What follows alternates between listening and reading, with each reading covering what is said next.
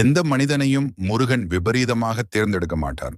தெய்வ அருள் யார் மீது விழுகிறதோ அவரின் வாழ்க்கையின் ஒரு கட்டத்தில் ஒரு தெய்வீக மாற்றம் நடக்க ஆரம்பிக்கும். அந்த மாற்றத்திற்கு பின்னாலே பல காரணங்கள் இருக்கும். இன்று முருகன் உன்னை தேர்ந்தெடுத்ததற்கான முக்கிய 10 டிவைன் காரணங்களை நீங்கள் அறிந்து கொள்ளப் போகிறீர்கள். உன் மனம் இயற்கையாக நல்லதை விரும்புகிறது.